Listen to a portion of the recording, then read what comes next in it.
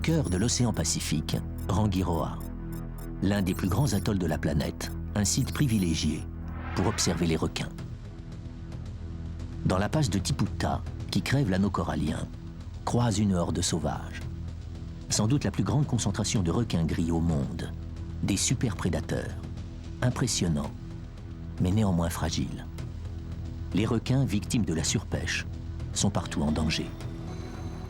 Les autorités de la Polynésie française veulent protéger les requins, car ils sont le support d'une intense activité touristique et un élément clé dans l'équilibre des écosystèmes. Le gouvernement a donc fait appel à une équipe de scientifiques pour l'aider dans cette tâche.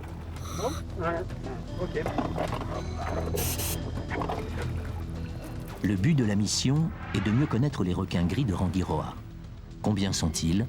Comment vivent-ils? Le véritable défi de ces scientifiques, c'est de tenter de voir ce que personne n'a jamais pu observer. L'accouplement des requins. L'équipe va se lancer dans une aventure inédite et complexe afin d'élucider ce mystère et découvrir au fond des océans le 7e ciel des requins gris.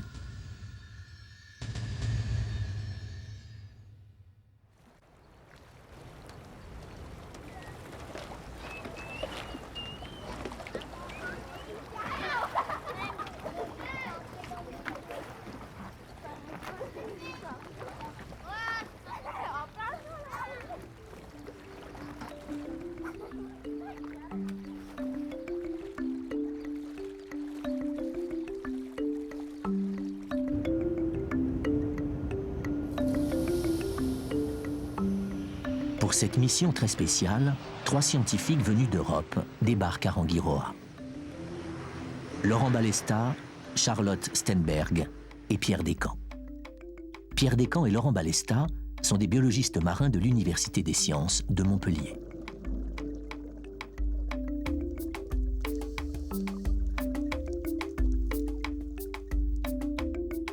Leur métier, étudier et valoriser les richesses sous-marines. Pour localiser les requins et avoir une chance d'assister à une scène d'accouplement, Laurent et Pierre ont fait appel à Charlotte Stenberg, une scientifique suédoise spécialiste d'un système acoustique permettant le suivi des animaux 24 heures sur 24.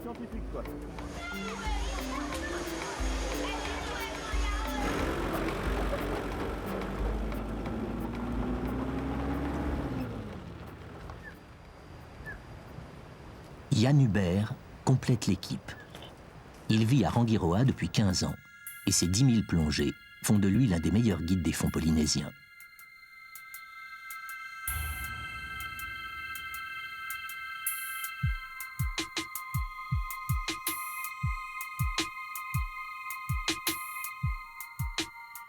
Son univers, c'est la mer au quotidien. Et sa passion, faire des images sous l'eau. Yann rêve de percer le mystère des requins gris. Lui qui a tout vu est obsédé par cette énigme, comment se passe la reproduction? Cette envie, son expérience et sa parfaite connaissance des fonds de Rangiroa seront un précieux atout pour les scientifiques.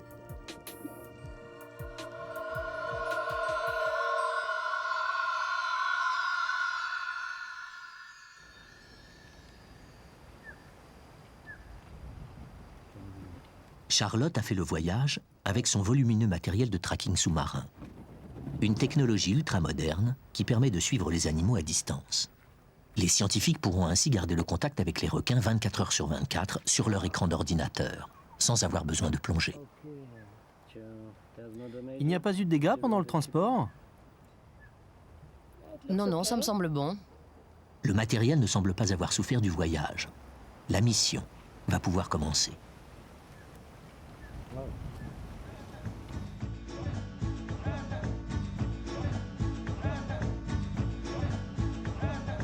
Laurent, Yann et Pierre ont rendez-vous avec Punoa, un pêcheur Pomotu qui connaît l'atoll comme sa poche.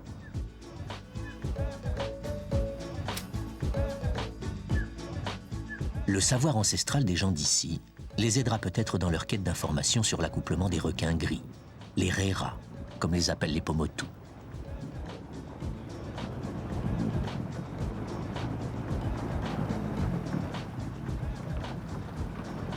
Reste une question. Même si Punoa sait quelque chose, Sera-t-il prêt à partager son secret avec les scientifiques? On essaie de voir les RERA en train de se reproduire, de s'accoupler. Toi, tu as déjà vu le... L'accouplement des requins? Non, les RERA, non. Ouais, mais tu sais, même les plongeurs, jamais personne a vu les RERA s'accoupler. Mais peut-être il ne faut pas l'accouplement là où on fait la plongée. Et ça, hein, on les dérange, peut-être ils vont éloigner. Hein. Peut-être qu'on les dérange. Ouais. Peut-être on les dérange. Hein. Et il n'y a pas des endroits à Ranguerois où il y aurait des nurseries où on voit des tout petits requins? Eh ben, vers le lagon bleu, hein, par là-bas. Hein. Dès que tu marches et tu as les pieds dans l'eau, ils sont tous derrière toi. Hein. Et plus tu allais plus vite, et plus ils s'approchent. Hein.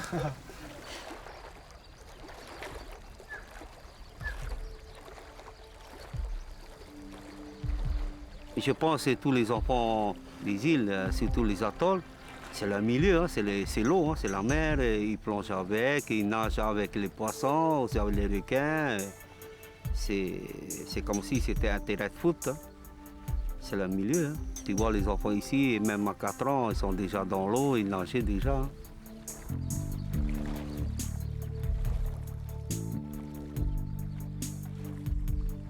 Nous, on jouait beaucoup avec le requin. J'ai nagé avec les tigres ou avec les marteaux.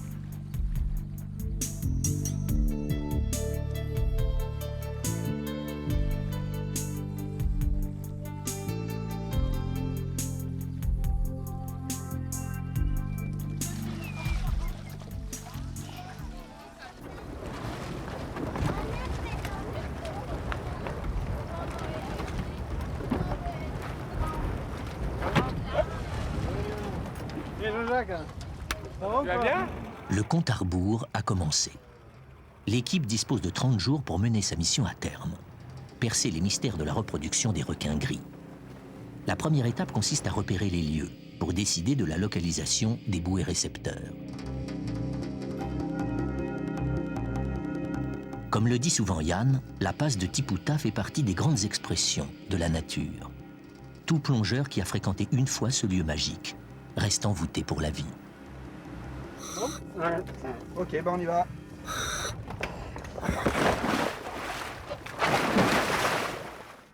Avec ses 60 mètres de profondeur et ses 300 mètres de large, la passe de Tipouta est un coup de hache gigantesque dans le récif. Mais à l'échelle de l'atoll, c'est une porte étroite reliant le lagon à l'océan. Dans la passe, la première chose qui frappe, c'est la concentration exceptionnelle de poissons. Ils forment des bancs compacts et très disciplinés, comme ces barracudas qui patrouillent en rang serré.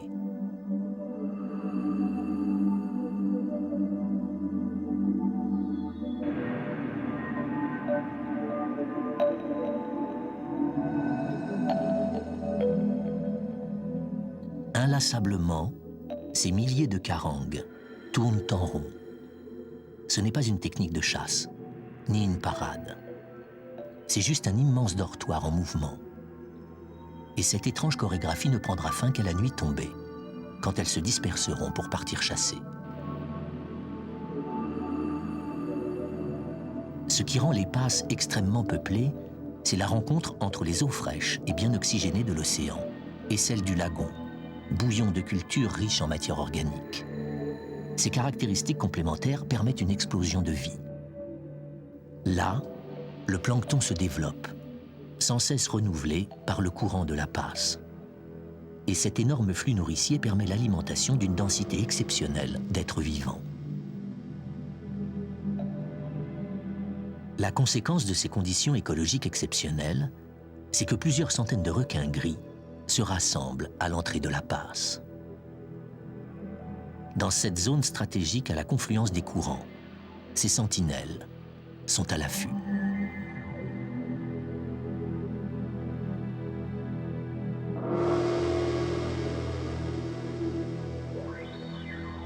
Les grands requins sont au sommet de la pyramide alimentaire.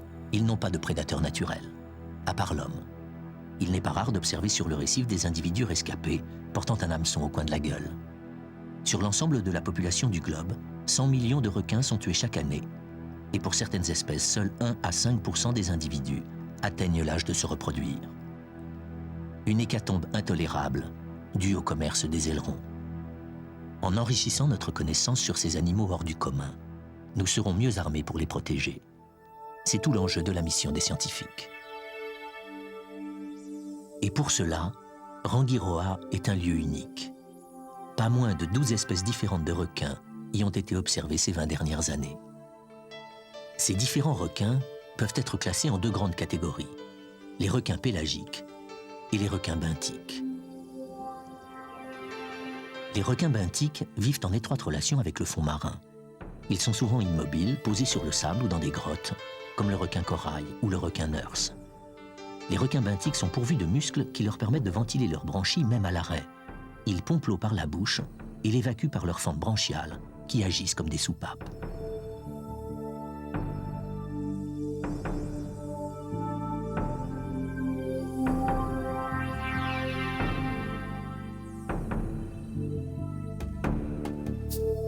L'autre grande catégorie est celle des requins pélagiques, ceux qui vivent en pleine eau.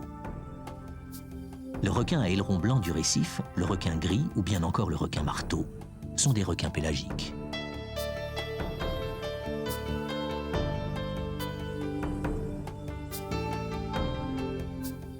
Ces requins ne sont pas capables de pomper l'eau à l'arrêt. Ils sont donc obligés de nager en permanence afin d'utiliser leur déplacement pour envoyer vers l'arrière l'eau qui sera filtrée par les branchies. C'est donc dans une passe comme celle-ci, balayée par un fort courant, que les scientifiques font le pari d'observer un accouplement de requins gris.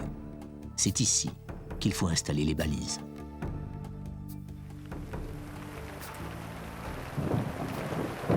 Au moment où ils s'apprêtaient à débuter leurs observations, les intempéries interrompent les travaux des biologistes. Pendant 5 jours, les pluies tropicales les contraignent à l'inactivité et ils prennent leur mal en patience, tandis qu'une précieuse portion du temps imparti s'écoule en vain.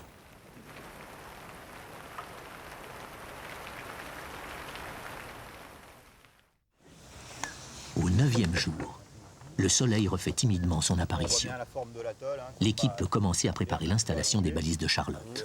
Une soixantaine de kilomètres sur environ 40 km de large, avec 2 passes. Seulement 2 petites entrées, 2 petites passes qui permettent les échanges d'eau avec le lagon. La passe d'Avatoru qui est sur le côté est, la passe de Tiputa qui est plutôt ouest. En période de reproduction, les requins sont sur le centre de la passe, alors qu'en période normale, ils sont plutôt sur l'extérieur, le tombant de passe.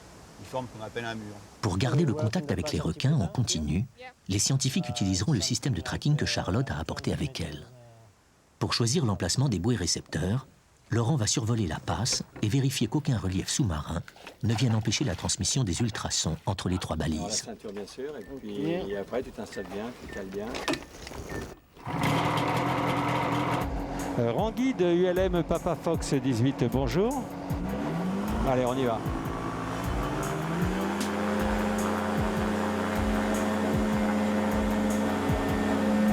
Ok, c'est bon.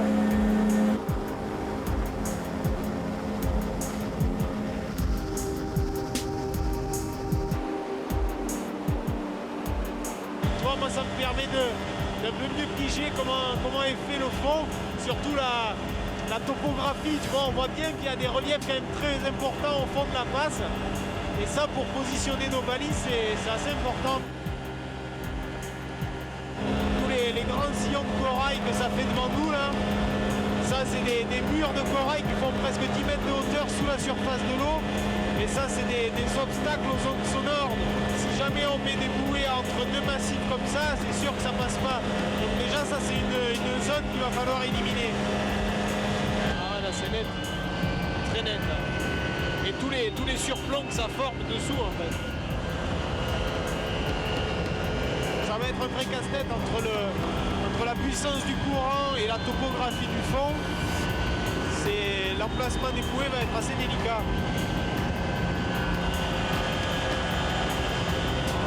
Ah mais là il y a des dauphins. Ah ben voilà, ouais. Là il y a des dauphins, ouais.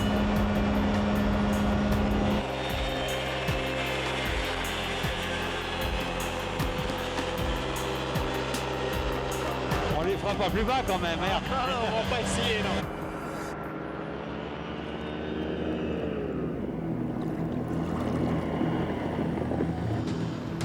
Le lendemain, l'équipe a fait son choix.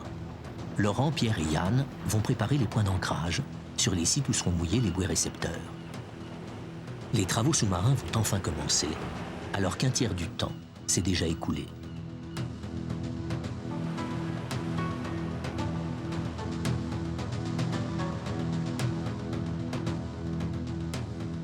L'ancrage des bouées récepteurs se fait dans le calcaire inerte du récif.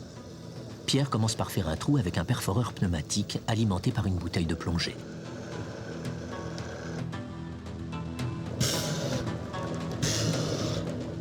Ce vacarme inhabituel n'est pas sans conséquence sur le comportement des habitants du récif.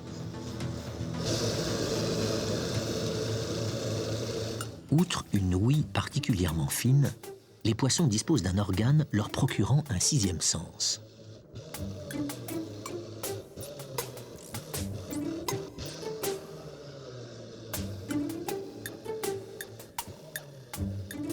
Sur leurs flancs court un canal susceptible de détecter les moindres vibrations de l'eau.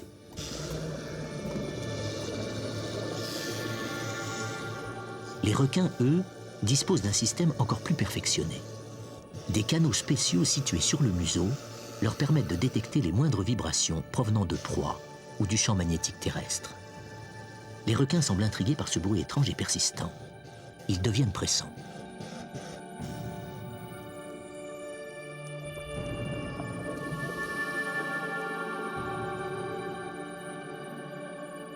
À côté des plongeurs, le baliste poursuit ses propres travaux, la construction de son nid.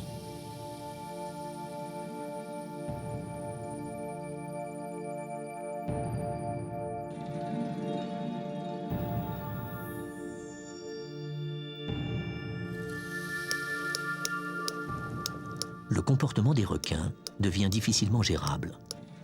En temps normal, le requin gris n'est pas agressif. Malgré sa réputation, il est plutôt frugal et peut se contenter d'une proie de 200 grammes par semaine. Mais comme tout animal sauvage, il peut devenir dangereux en présence d'un stimulus alimentaire. Et sa taille, avoisinant 1,80 m, incite à la prudence. Les trois plongeurs savent reconnaître le moment où ils doivent rendre leur domaine au maître des lieux. Dès sa sortie de l'eau, Pierre rejoint Charlotte pour s'occuper de la station à terre. C'est un excellent emplacement pour mettre les bouées récepteurs et tout le système. Vraiment super endroit. Tu as vu le courant là? Ouais, il est vraiment très fort. C'est ici que seront reçues toutes les informations concernant les déplacements des animaux. Ouais, c'est vraiment très excitant. Juste en face de la base, les dauphins s'adonnent en famille à leur sport favori, le surf, dans les vagues du Mascaret.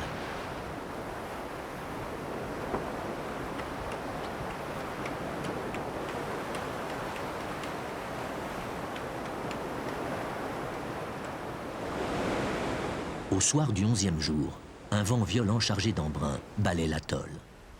Le climat tropical n'est pas toujours celui des cartes postales. L'équipe fait les frais de ses illusions.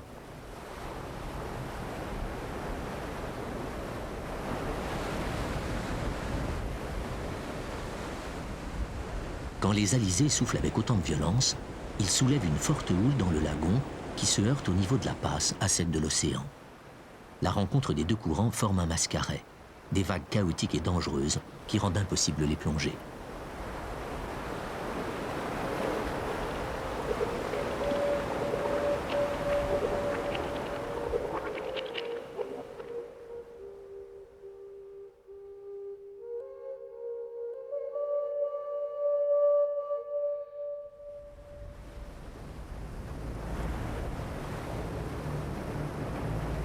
Le lendemain, le temps s'est encore aggravé.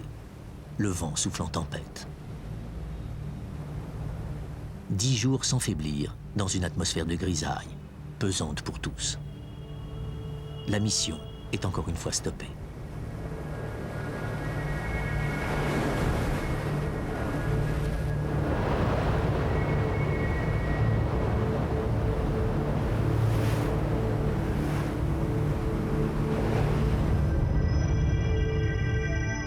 Même la tortue est malmenée par la forte houle.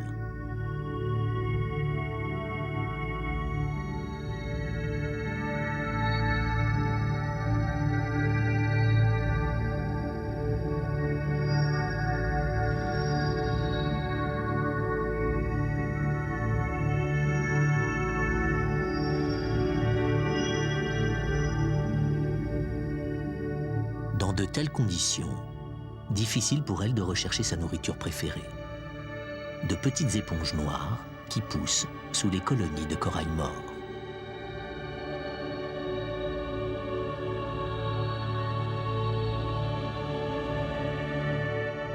Autour d'elle, un cortège de petits poissons profite de son travail pour se nourrir des petits invertébrés délogés de leur cachette.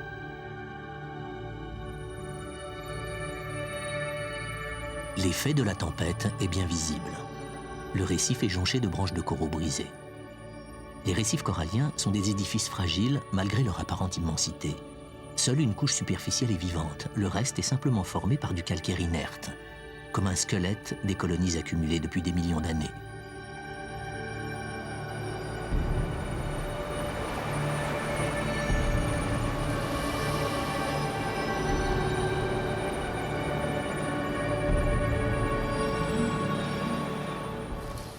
Au 18e jour, inquiète du temps perdu, l'équipe décide de braver le mauvais temps persistant pour poursuivre l'installation du système de tracking. Laurent va placer la première bouée récepteur qui abrite un lourd système électronique de plus de 50 kg. Le but est de créer un triangle entre les 3 bouées récepteurs, dans lequel seront détectés les déplacements des requins munis d'émetteurs. Il doit redoubler de vigilance car la première bouée se situe côté océan, à l'endroit où la houle du large se fracasse sur le récif.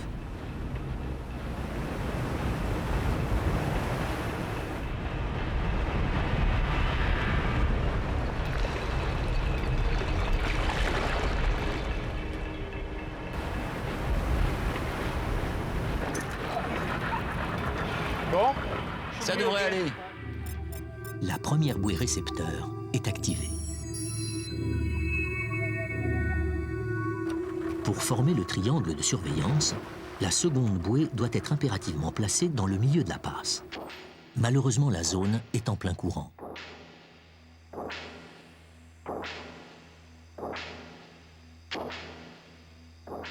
Les priacantes gros yeux sont d'excellents indicateurs de la force du courant. Gris durant les périodes de calme, ils deviennent rouges vifs lorsque le courant est violent.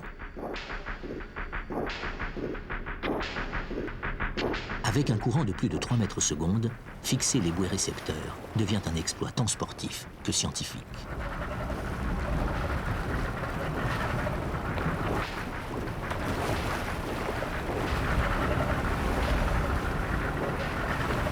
Laisse-moi partir avec le courant. Bouquet joue.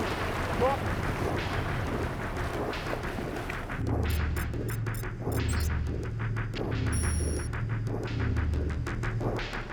Par contre, l'installation de la 3e bouée, côté lagon, est une formalité. Après une journée d'efforts, les 3 bouées récepteurs sont en place. C'est fini. Les 3 bouées sont dans l'eau. On peut commencer et voir ce qui se passe. L'ordinateur central envoie un signal radio à chaque balise. Tu as reçu un signal? Attends, je vais voir, je vais essayer. Ça a l'air bon. J'envoie un signal à l'une des bouées. Les systèmes électroniques des bouées récepteurs sont activés et renvoient à leur position respective. Tout semble fonctionner normalement. Reste la dernière tâche à accomplir, la plus périlleuse. Fixer les émetteurs sur les requins. Laurent est en train de les préparer. Concentrés d'électronique, ils peuvent résister à des pressions élevées et pourront livrer le secret des déplacements des requins 24 heures sur 24. Je viens de finir le pinger, hein, ce qu'on va essayer de placer sur le requin. Donc, bon, ça va venir se visser au bout du harpon, d'accord? Et là, tu as la pointe en inox qui est détachable. Je vais tirer dans l'aileron dorsal, dans la nageoire dorsale. C'est censé la traverser. Et ensuite se détacher, rester embuté derrière. Là, l'élastique saute et l'émetteur et le requin part avec ça sur la nageoire.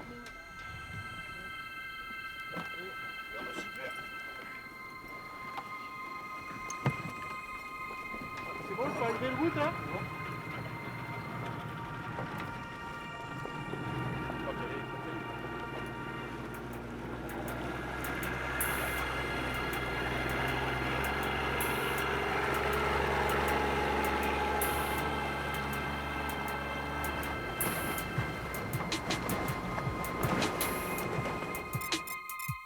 Pour rejoindre le mur de requins, Laurent et Yann sont largués en pleine mer, à l'extérieur de la passe.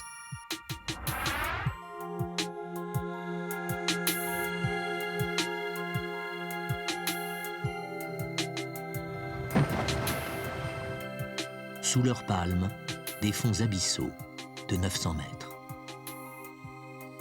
Le bleu, à l'infini. Aspirés par le courant de la passe, ils vont rejoindre les requins sur le fond, par 55 mètres de profondeur. Afin de diminuer le stress des animaux, les requins ne seront pas capturés. La fixation des émetteurs s'effectue en plongée, à l'aide d'un fusil harpon spécialement conçu pour cet usage. La peau des requins est dépourvue d'écailles. Elle est recouverte de dents épidermiques qui contiennent un émail très dur. Grossi 100 fois, ces denticules ressemblent à une cotte de maille. Une anatomie qui confère à la peau des requins une résistance exceptionnelle.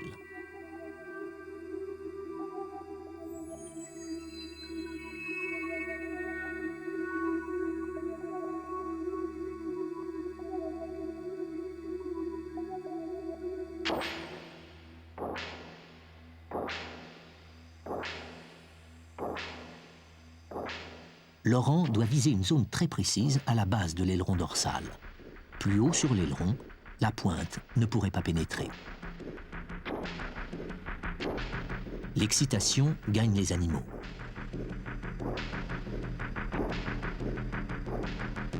La petite taille de l'aileron, le mouvement perpétuel des requins et le courant rendent la tâche difficile. Et Laurent doit garder toute sa concentration pour ajuster son tir.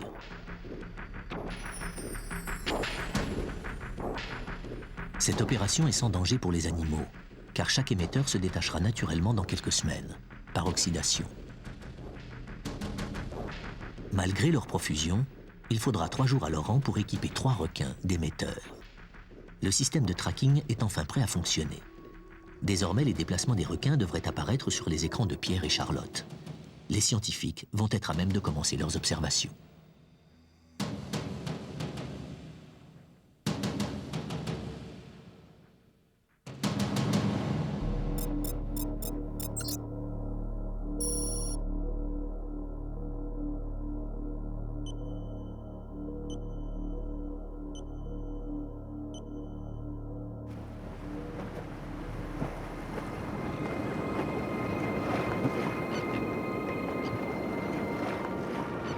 T'as vu les oiseaux là-bas?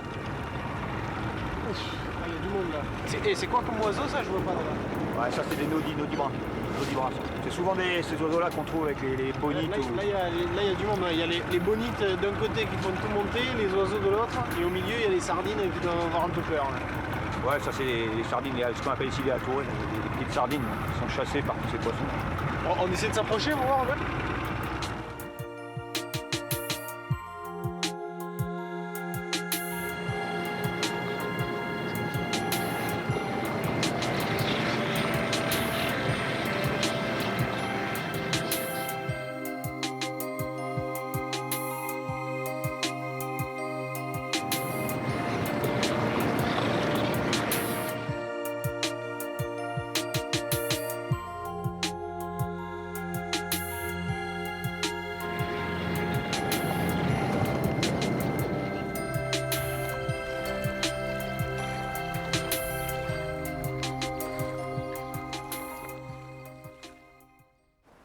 Le lendemain, pas le moindre signal. Tu ne reçois vraiment aucun signal? Non, non, j'ai rien du tout. Je comprends pas ce qui se passe. Je sais pas ce qu'on peut faire parce que... Bon, on a un gros souci ici, on reçoit pas de signal des 3 bouées. Il ne reste plus que 9 jours de mission et la malchance semble s'acharner sur eux. Tout le matériel doit être rigoureusement vérifié. J'ai déjà posé les pingers, donc normalement vous devez recevoir des échos, parce que là il vient de balancer 2 sur des requins. Il semble que ce soit la vitesse du courant qui perturbe la transmission des ondes sonores. Même les bouées récepteurs sont démontés, vérifiés, déplacés. Le matériel informatique est reprogrammé, mais les jours passent, sans aucun résultat. C'est désormais une certitude. Le courant trop fort empêche le système de fonctionner. Ouais, en fait, on n'a pas de signal. Vraisemblablement à cause du courant. courant qui est trop fort dans la passe. Voilà, Donc je crois qu'on va être obligé d'abandonner. À vous. Bah écoute, rendez-vous au lodge et on en discute ce soir, on fait un point quoi. C'est un coup très dur pour l'équipe. Laurent, Yann et Pierre vont devoir repenser complètement leur méthode s'ils veulent en savoir plus sur les requins gris et percer le secret de leur reproduction. On est quand même monté à 3 nœuds de courant là, ces jours-ci, hein, c'est fort. Hein. On peut pas passer sur d'autres solutions pour... Il faut les plonger quoi. Après tout, si on multiplie le nombre de plongées chaque jour, toi tu connais très bien la passe, moi j'ai le recycleur, ça peut me permettre de faire des observations. Hein. Ça va être plus difficile sans les balises, mais c'est pas impossible. Donc... Pas impossible. Le matériel de tracking est resté muet et la mission de Charlotte s'arrête ici, car d'autres travaux l'attendent en Europe. Elle quitte l'atoll à regret, sans réaliser son rêve. Laurent, Yann et Pierre sont très déçus, mais ils n'ont pas dit leur dernier mot. Ils vont multiplier les plongées et tout miser sur l'observation directe. Laurent possède un atout majeur, le scaphandre recycleur électronique. Véritable révolution pour l'exploration sous-marine.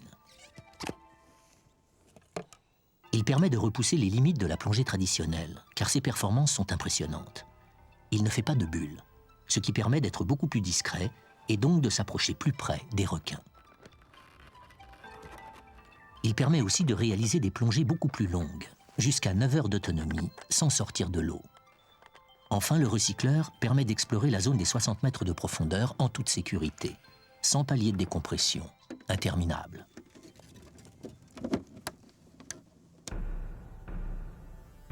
Plonger plus profond, plus longtemps et plus discrètement. Autant d'avantages qui permettront de mieux observer le comportement des requins gris et peut-être de percer le mystère de leur reproduction. Laurent multiplie les plongées et procède au dénombrement des requins. L'analyse des photos prises permettra d'affiner le comptage. Le résultat est d'ores et déjà impressionnant. La population des requins de la passe de Tiputa dépasse 200 individus adultes. Cette donnée est importante. C'est un premier état des lieux qui permettra à l'avenir de savoir si la population est stable ou en régression.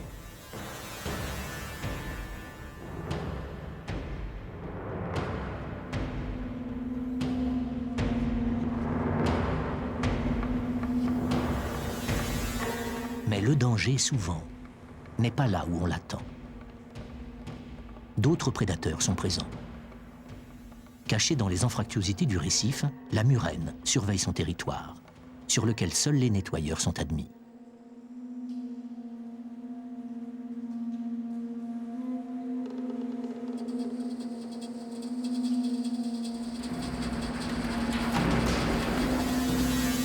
En un éclair, c'est l'accident.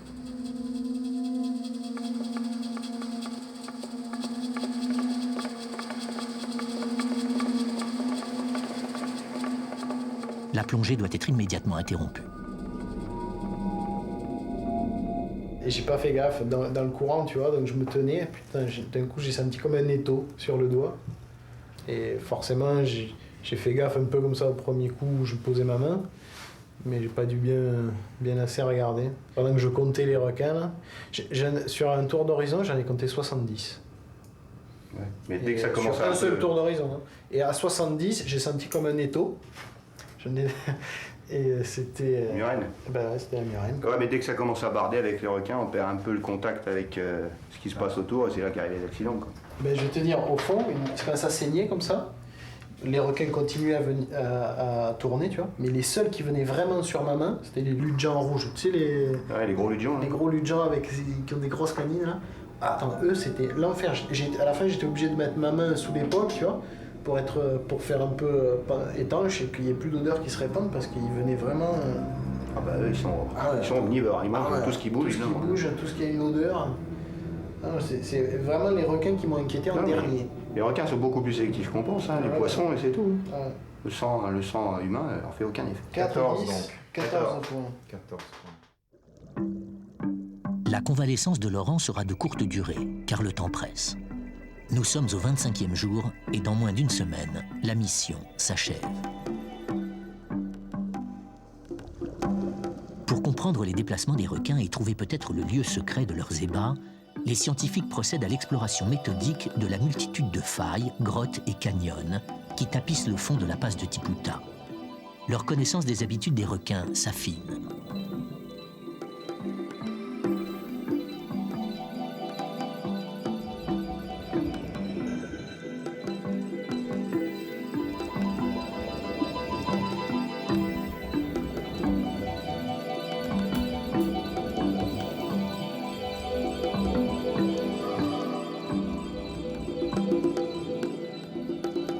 coucher du soleil, Pierre se trouve spectateur d'un ballet frénétique de poissons chirurgiens.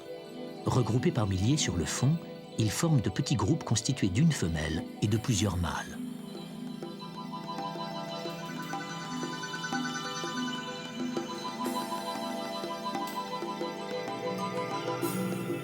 Tout à coup, ils bondissent vers la surface. Les femelles libèrent leurs œufs, qui sont immédiatement fécondés par les mâles. En quelques secondes, des millions d'œufs sont émis et dispersés dans l'océan.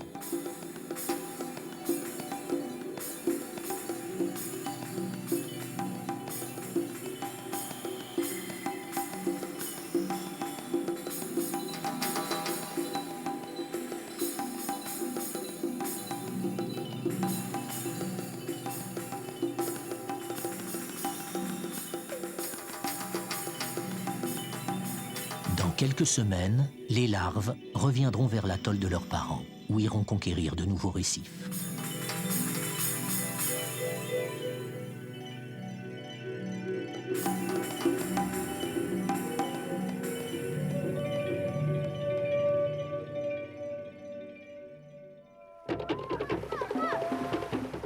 « 27e jour, l'heure d'un premier bilan. L'équipe a progressé dans sa connaissance des requins gris de Rangiroa, mais les questions essentielles demeurent. Comment et où se passent leurs accouplements? Est-ce que le pari des scientifiques a un sens? Les requins ont-ils vraiment besoin du courant de la passe pour se reproduire?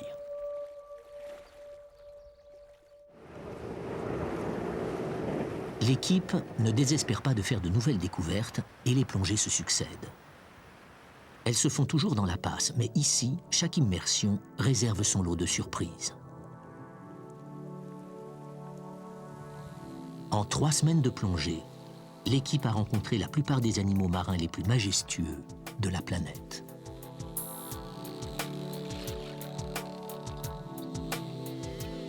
Au fil des rencontres, les scientifiques ont pris conscience de la valeur patrimoniale inestimable de la passe de Tiputa.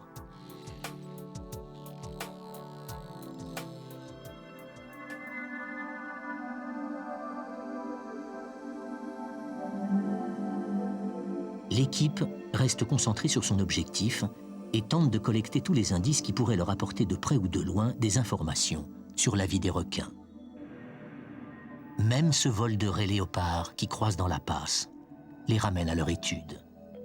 À l'arrière du troupeau, l'une d'entre elles a du mal à suivre le rythme. Elle porte les stigmates de l'attaque d'un grand requin.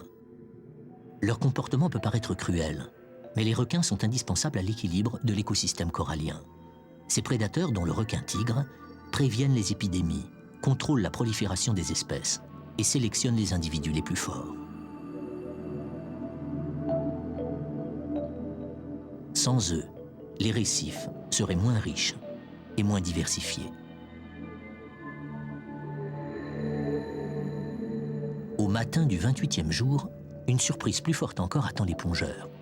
Pierre n'en croit pas ses yeux. Les requins s'engouffrent à la queue leu-leu dans la passe et semblent se diriger vers une seule et même destination. Pierre se prend à rêver. Ce comportement nouveau serait-il le signal tant attendu? La saison de reproduction viendrait-elle de commencer? Aussitôt, il se lance à la poursuite d'un petit groupe d'individus. Il doit lutter contre la force du courant pour ne pas les perdre de vue. Les requins convergent vers le principal canyon de la passe, qui quelques jours plus tôt était vide.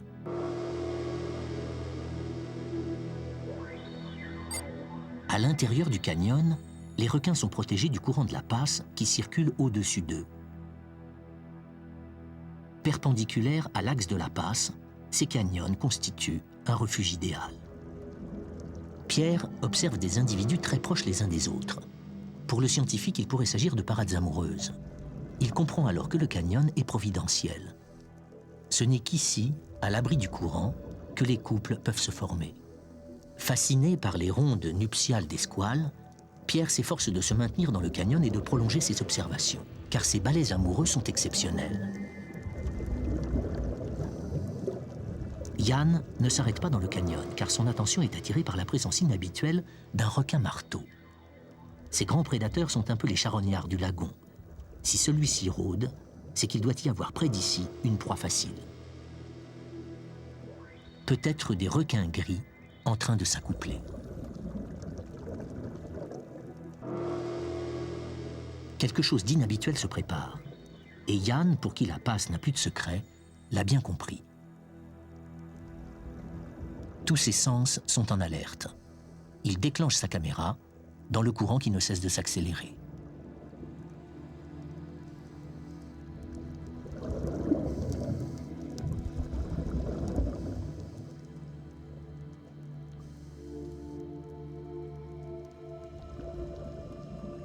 Au loin, il lui semble distinguer quelque chose. 2 requins s'agitent d'une manière étrange. Il n'en croit pas ses yeux. 15 ans qu'il en rêvait. C'est un accouplement. Yann arrive au moment clé, quand le mâle libère sa semence qui déborde du sexe de la femelle.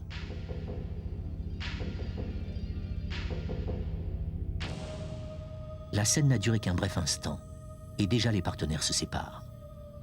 Pour Yann, ces quelques secondes récompensent des années de plongée et d'observation patiente.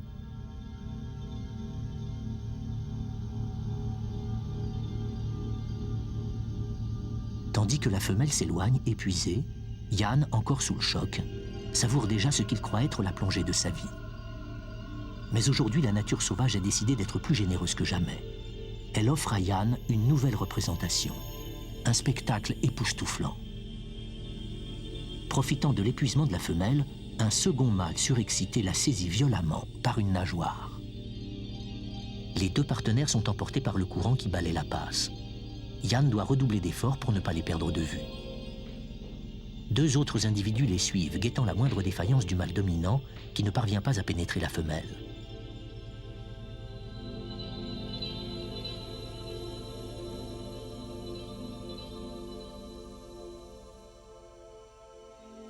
À bout de force, le mâle lâche prise.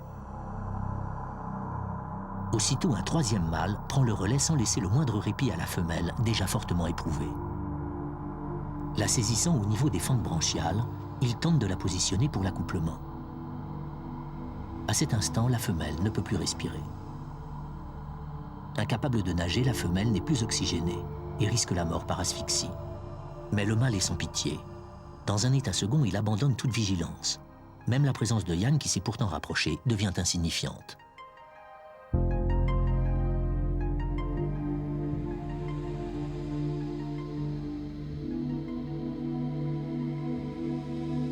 D'une violente contorsion, le mâle s'arc-boute et pénètre la femelle.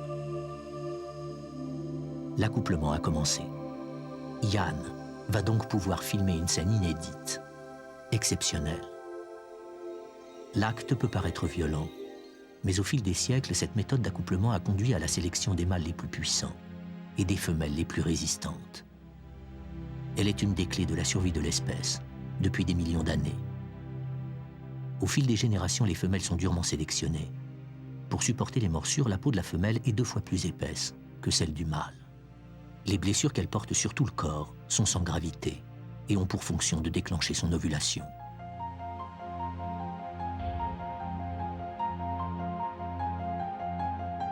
Le mâle possède 2 organes copulateurs, mais n'en utilise qu'un seul à la fois. Cet organe n'est pas un pénis érectile. Il provient de la transformation d'une arête de sa nageoire ventrale.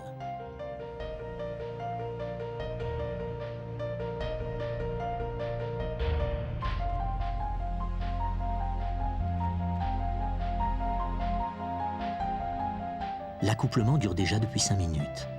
Les requins ne se déplacent plus. Ils sont au bord de l'asphyxie. Ils sont positionnés face au courant pour que l'eau puisse pénétrer dans leur gueule sans qu'ils se déplacent et maintenir un niveau minimum d'oxygénation. C'est véritablement le courant qui assure leur survie.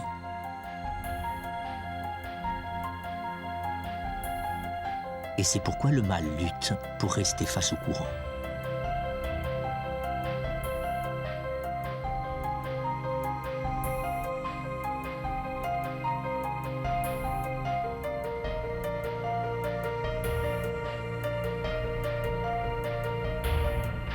Pour Yann aussi, la scène est épuisante. Il lutte depuis plus de 10 minutes contre le fort courant, agrippé au corail et entraîné par le poids de sa caméra. L'accouplement semble toucher à sa fin. À cet instant, le rôle du courant prend toute son importance. Faisant office de respirateur artificiel, il se charge de réanimer les requins. Dans une brusque secousse, le mâle libère enfin la femelle de son emprise. Lacérée par les morsures des mâles, la femelle revient peu à peu à elle et repart, haletante, ballottée par le courant. Yann aussi est à bout de force. Mais malgré la fatigue, c'est un homme heureux. Il est le premier au monde à avoir vu et filmé l'accouplement des requins gris. Il sait maintenant que leur 7e ciel n'a rien d'un paradis. Là, ça a commencé à chauffer. J'ai pris mes marques. Là. Ah, ils n'en ont plus rien à faire que tu sois là ou que tu sois pas là. Ils sont complètement... comment dire? Oh là là. C'est une transe. Ouais, on croirait que ces animaux sont en transe. Ouais, bah, tout à fait, c'est ça. Hein. Et là, on voit bien la différence avec les requins benthiques, comme les requins nourrices. Là, on voit bien que les fentes branchiales ne battent pas. Là, ils sont face au courant, ils se mettent face au courant pour pouvoir respirer. C'est ça qui leur permet de s'oxygéner, sinon ils s'étouffent. Et ben, t'as vu ça? Là, on voit bien, il n'utilise qu'un seul ptérygopode, un seul de ces pseudo-pénis. Et on voit bien qu'il est bien accroché dans le cloaque de la femelle. Il a une sorte de petits ardillons. Ah oui, pour que... Ouais, pour s'ancrer vraiment dans le cloaque. Ouais, pour que... Là, elle est bloquée. Hein. Pour que ça ne ressorte pas, quoi. Attends, mais le plus étonnant, c'est cette crête, là. Le long du ventre, là. Ouais, ça, c'est bizarre. Ça prend naissance quasiment entre les nageoires. Ouais. C'est bizarre. Ça vient jusqu'à la hauteur du... Sûrement un tendon qui sert à l'érection, quelque chose comme ça. Ah oui. En fait, le plus gros risque pour les femelles, c'est l'asphyxie. Et le deuxième plus gros risque pour tous les requins, c'est les gros prédateurs, style requins marteaux, etc., qui doivent être attirés par toutes les émissions qu'il lâche dans l'eau. Ouais, c'est sûr. Quelque part, il y a une impression de, d'indiscrétion. Tu vois quelque chose que tu ne devrais pas voir, en fait. C'était assez extraordinaire parce que, aussi bien à cette période-là dans le groupe, c'est assez coordonné, etc., autant là, c'était vraiment que de l'énergie dans l'eau avec des animaux qui étaient hallucinés. Enfin, moi, je les avais jamais vus comme ça. L'énergie dans l'eau était vraiment palpable. Bah, c'est sûr que là, tu as une décharge d'adrénaline. C'est clair, c'est un grand moment, c'est un très grand moment de plongée. C'est un cadeau, on va dire. Malgré l'échec des balises, La Passe a donc livré l'un de ses plus grands secrets. À la lumière des résultats de l'étude, une évidence s'impose. Cet endroit est un monument de la nature sauvage. Les recommandations des scientifiques au gouvernement polynésien iront dans ce sens. La Passe de Tiputa mérite d'être classée patrimoine mondial de l'humanité. L'équipe consacre sa dernière journée à explorer le lagon bleu, situé à 1 heure de bateau rapide de La Passe. Laurent et Pierre, éternels curieux, ne peuvent s'empêcher de penser déjà à leur prochain défi scientifique. D'après ce que leur a raconté Pounois, le pêcheur Pomotu, ce recoin féerique du lagon est une nurserie pour les bébés requins. Dans ce havre de paix ceinturé par un récif peu profond, les bébés sont protégés de leurs prédateurs, trop gros pour pénétrer le récif.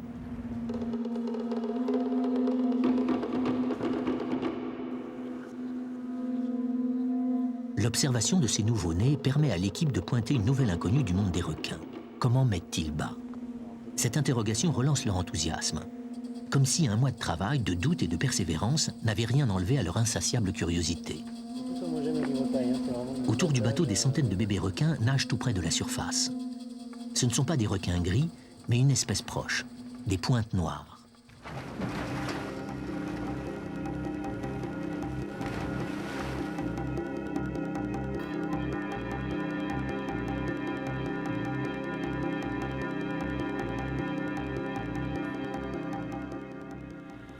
Émus par ce spectacle, Yann, Laurent et Pierre peuvent enfin faire le bilan de leur mission. Ils ont précisé les effectifs et décrit les cycles de vie des requins gris. Ils savent désormais où et quand ont lieu les accouplements et surtout comment ils se déroulent. Yann a filmé la reproduction des requins gris pour la première fois. Un document unique d'une portée scientifique considérable. Enfin, ils ont prouvé le rôle indispensable du courant de La Passe pour la reproduction des requins gris. Mais bien des mystères demeurent. Les femelles requins pointe noire, elles font que 3 à 5 petits et de 30 à 55 cm à la naissance. Donc là, on est en plein vraiment dans la nurserie, quoi. Et apparemment, les pointes noires, ils sont vivipares. C'est-à-dire que les femelles ont un placenta avec un cordon ombilical, enfin comme chez les mammifères finalement. Évidemment, il n'y a pas d'allaitement après, mais bon, on va pas l'embêter longtemps. Combien il mesure? 50 cm maximum. Ça se trouve, c'est un requin qui est né hier, avant-hier, il y a une semaine. N'empêche que là, on a un requin qui vient de naître, si ça se trouve. On le lâche? Lâche-le avant que ça m'en arrive. Et rendez-vous l'année prochaine pour lui aussi. Ouais, rendez-vous le petit requin l'année prochaine. Et longue vie. L'équipe se pose de nouvelles questions. Où se trouvent les bébés requins gris? Où, quand et comment se passent les misbahs? Pourquoi n'ont-elles jamais été observées?